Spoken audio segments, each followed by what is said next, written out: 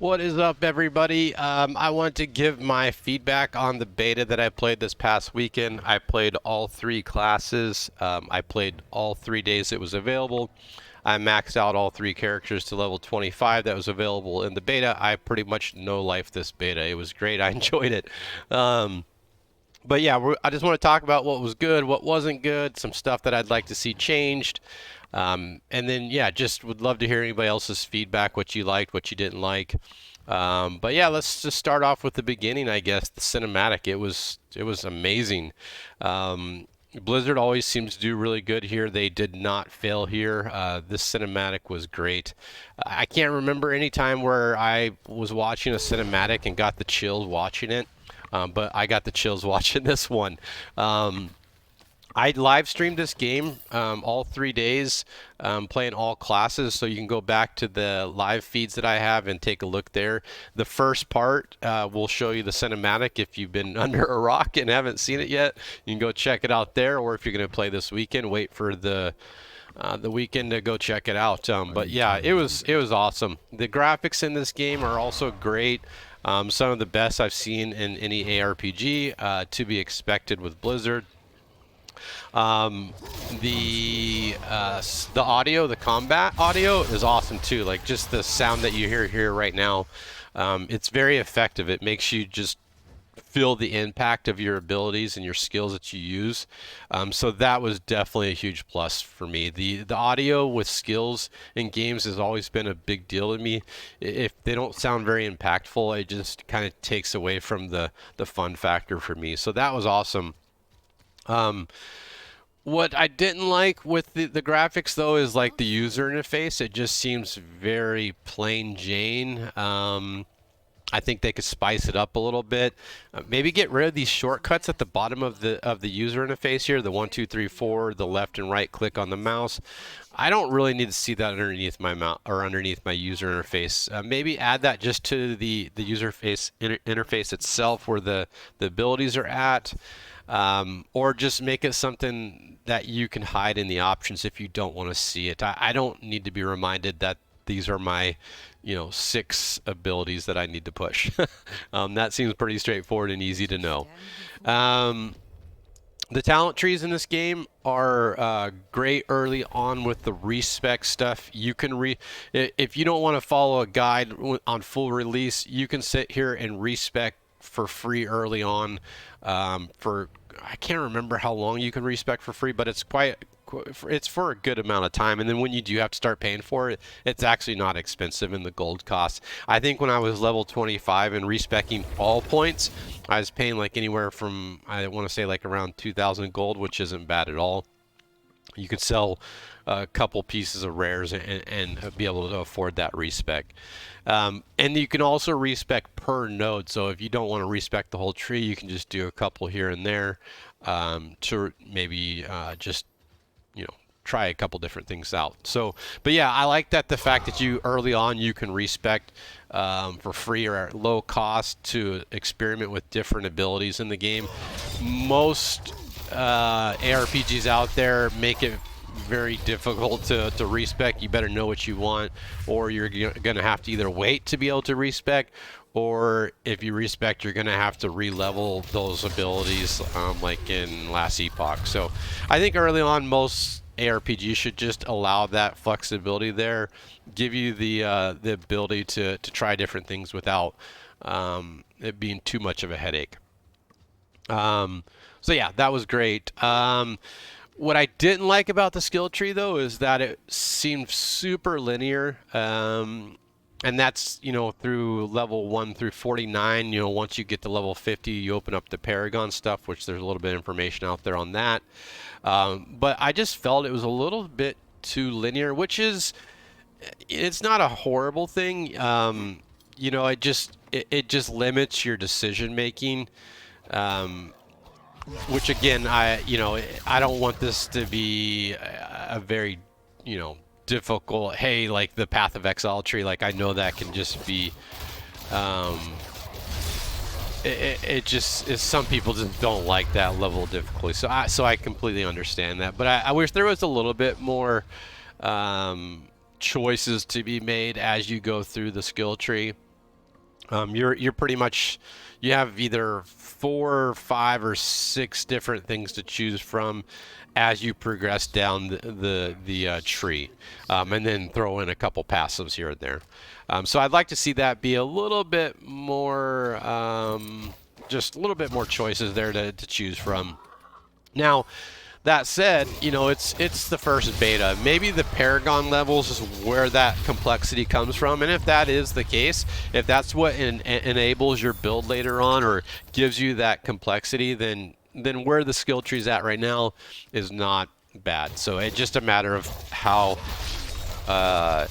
intense that Paragon level tree is going to be, and I haven't seen enough information out there to know how complex that's going to be. So that could be the difference there. The builds, they seem like they were either hit or miss and no in between. There was a build on a rogue that I played where my resource management was horrible, my survivability was horrible. I felt like I was playing Diablo 2, which that's one thing I didn't really care for in Diablo 2 is like how difficult the game was at sometimes. Just, excuse me, not difficult, but I'm sitting there spamming pots, and I don't like that. That's the only thing I really didn't care for in Diablo 2 is just how much you had to spam pots.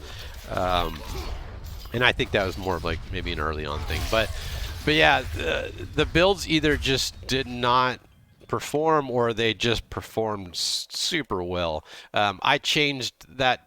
I was experimenting with all the classes and changing the builds.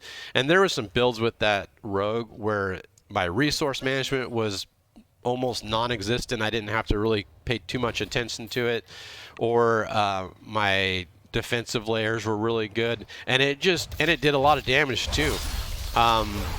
So yeah, I think there needs to be a little bit more balance there. I know that, you know, some builds in ARPGs, they're horrible early on and then they're amazing later on, and then vice versa. They're great early on and then they just fall off later on in the late game, and that's fine. I don't mind that. It's just part of being an ARPG. I understand there's going to be imbalances in ARPGs. The more complex you make them, the harder they are to balance.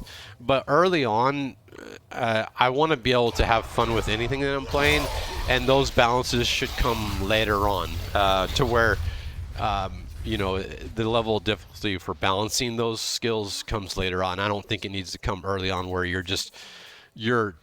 I basically was forced to not play that building more because it just was not fun. I was not enjoying it. It almost affected my experience because it was the first class that I played in the beta, and it was the first skills that I selected where I was just like, this is just not feeling good. And then later on, it just hit home. Same thing happened with my Sork. There was some skills that I was selecting where I was just resource management. It wasn't so much I was burning through pots or anything like that, but resource management was just a pain.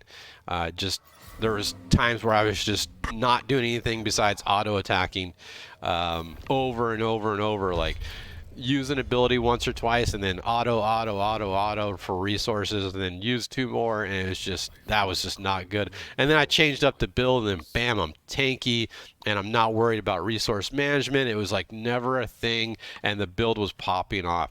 So they need to reduce that level of this build is horrible and this build is amazing. Like there just needs to be a little bit more gray area in between that.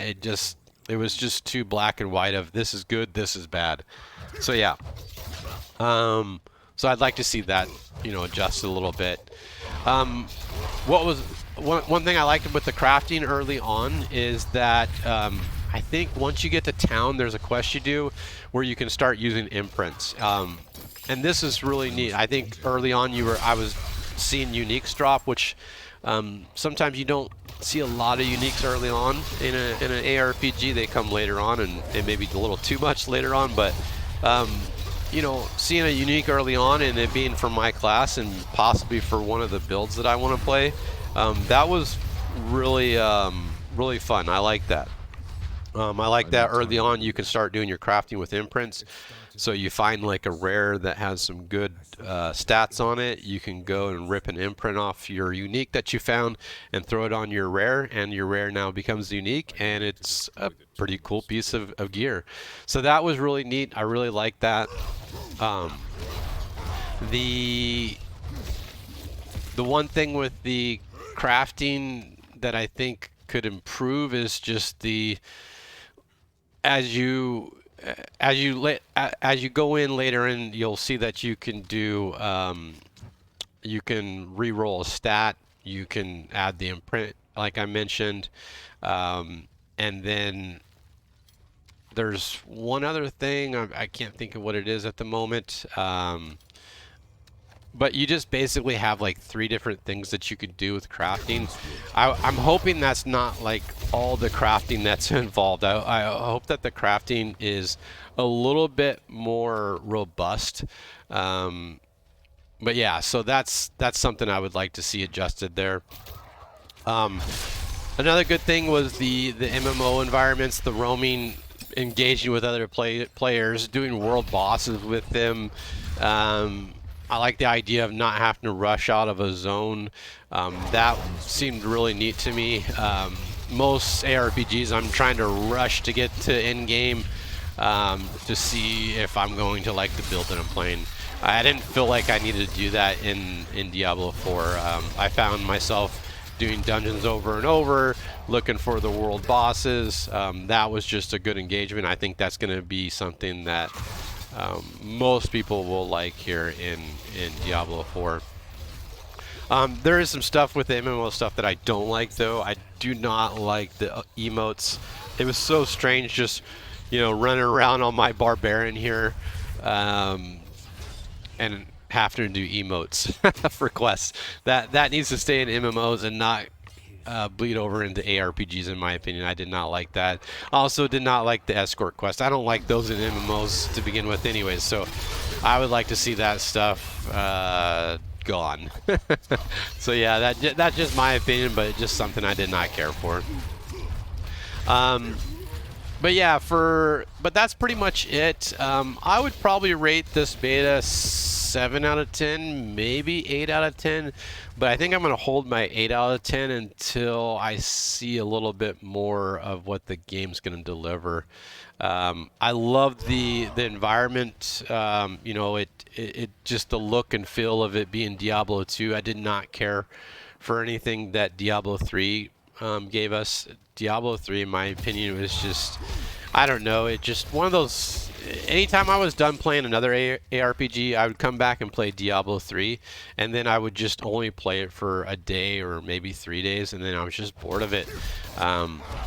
So I'm hoping that they take more Diablo 2 than they do Diablo 3 with how they make Diablo 4, but I have a feeling that's probably not going to be the case, unfortunately. Maybe this MMO type stuff they're adding will be the saving grace there, but yeah, I feel like they did 2 or 3 parts of Diablo 3 and 1 part Diablo 2 with a little splash of MMO, and I wish they would have done 3 parts of Diablo 2 and 1 part Diablo 3 and then the splash of MMO when they made this, but I don't know if that's going to be the case. From everything I've seen, it just seems like it's going to be a little bit more Diablo 3 as far as the guts, with that aesthetics of Diablo 2, like looking at this dungeon here that I'm in. But who knows? Maybe I'll be wrong. Maybe the game will be a 10 out of 10. I don't know, but yeah, let me know what you guys think. Feel free to comment, subscribe. I'd appreciate it. Let me know if you guys want to see more content like this. But looking forward to the next. Oh, one other thing I did want to mention. Seemed like a little bit of a bait. So I actually bought the standard version of the game, played the beta, and then I was so happy with the beta that I went and upgraded to the deluxe version, which allows me to play for, I think, 4 more extra days, or like an early extra start. So I definitely want to do that. And then I noticed the release dates. So the June 6th is when the standard version comes available, and I believe that's on a Tuesday. And the deluxe version, guess when that starts? That starts on a Friday. That just seems kind of a little bit of a bait for the extra 20 bucks. I don't mind paying the extra 20 bucks. It's no big deal to me. But, you know, just that just seems like such a sales tactic to me to charge that extra 20 bucks and have it come out on a Friday. Guess what? We're all going to play it Friday, Saturday, Sunday through the weekend, and then everybody else that bought the standard version needs to play it on Tuesday after they get off of work or after they get out of school. I don't know. I think they should move the standard version to a Friday release and then give all of us that got the deluxe like a Tuesday release. That seems more in line with, you know, letting everybody play the game. So I don't know, that's just me, but I'm looking forward to the next beta. I'm looking for the release. I think the game's going to be great. I want it to be a 9 out of 10, a 10 out of 10, but we'll see. So let me know what you guys think. Have a good one.